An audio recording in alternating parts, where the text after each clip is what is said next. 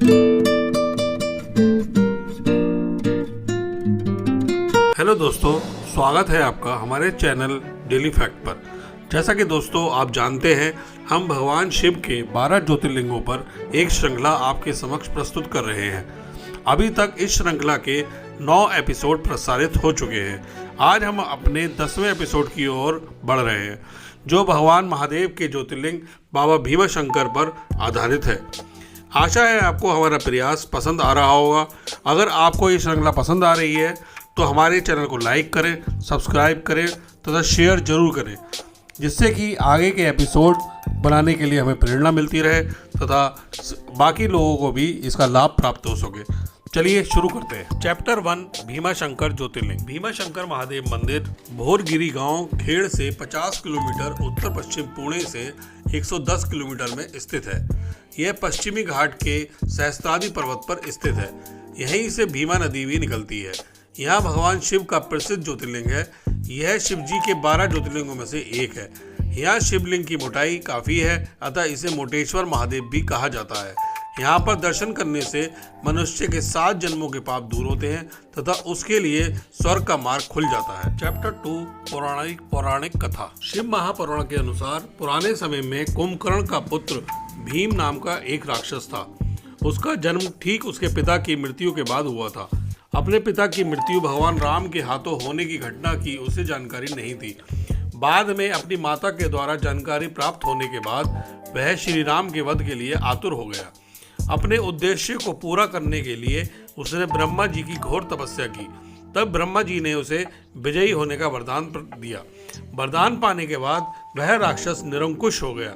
उसने मनुष्यों के साथ साथ देवी देवताओं को भी डराना शुरू कर दिया। वह देवताओं को परास्त करने लगा तो उसने सभी तरह के पूजा पाठ बंद करवा दिए। अत्यंत परेशान होने के बाद सभी देवता भगवान शिव की शरण में गए। भगवान शिव का लिंग बनाकर उन सभी ने उनकी आराधना शुरू कर दी। तभी दानव को ज्ञात हुआ तो उसने शिवलिंग पर आघात किया। तभी महादेव प्रकट हो गए। तब शिव के गणों तथा राक्षस के मध्य भयंकर युद्ध हुआ। तब भगवान शिव ने तीसरी आंख की ज्वाला से दानव भीम का वध कर दिया। इस तरह सभी लोगों के आग्रह करने के बाद भगवान शिव उस शिवलिंग में सदा के लिए विराजमान हो गए तथा संसार में भीमाशंकर के नाम से विख्यात हुए। चैप्टर 3, मंदिर की संरचना। भीमाशंकर ज्योतिर्लिंग मंदिर नगर शैली की वास्तुकला से बनी एक प्राचीन और नई संरचनाओं का सम्मिश्रण है। इस मंदिर से प्राचीन विश्वकर्मा वास्तुशिल्पियों की कौशल का पता लगता है।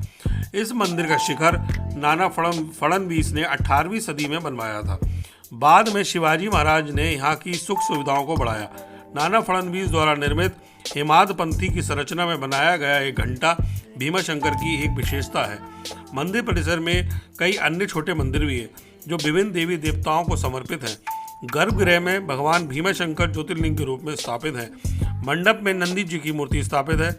यह मंदिर पत्थरों के द्वारा बनवाया गया है। मंदिर की नक्काशी उत्तम है। चैप्टर 4, बाबा का आशीर्वाद। बाबा का आशीर्वाद ऐसा है कि अगर कोई भी मनुष्य अपने जीवन काल में भीमाशंकर ज्योतिर्लिंग के दर्शन विधिवत रूप में कर ले तो उसे अपने 7 जन्मों के किए गए पापों से मुक्ति मिलती है तथा उसके लिए मोक्ष का रास्ता खुल जाता है तथा स्वर्ग का द्वार भी उसके लिए खुल जाता है। चैप्टर 5, कैसे पहुँचे। भीमाशंकर ज्योतिर्लिंग को जाने के लिए सड़क और रेल मार्ग द्वारा आसानी से पहुंचा जा सकता है। बस द्वारा शिवाजी नगर पुणे के लिए बस प्राप्त कर सकते हैं तथा रेल मार्ग द्वारा पहुंचने के लिए पुणे पहुंचना होगा तथा बाद में बस या टैक्सी द्वारा मंदिर पहुंच सकते हैं। हवाई मार्ग के द्वारा भी पहले पुणे पहुंचे, उसके बाद उपरोक्त साधन को अपनाएं। चैप्टर 6, निष्कर्ष। भीमाशंकर महादेव का मंदिर अपनी अद्वितीय वास्तुकला और महत्वपूर्ण ज्योतिर्लिंग होने के कारण भक्तों के लिए एक आस्था का केंद्र है। इसकी स्थापत्य कला, प्राकृतिक सौंदर्य और आध्यात्मिक वातावरण से इसे एक अद्भुत तीर्थस्थल बनाते हैं। यहाँ आना हर श्रद्धालु के लिए महत्वपूर्ण अनुभव होता है। इस प्रकार भीमाशंकर ज्योतिर्लिंग केवल एक तीर्थ स्थल नहीं बल्कि भारतीय संस्कृति और धर्म का प्रतीक भी है।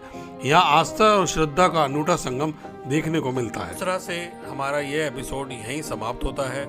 आशा है आपको ये एपिसोड यहाँ तक पसंद आया होगा। आप यहाँ तक बने रहे, इसके लिए आपका बहुत बहुत धन्यवाद।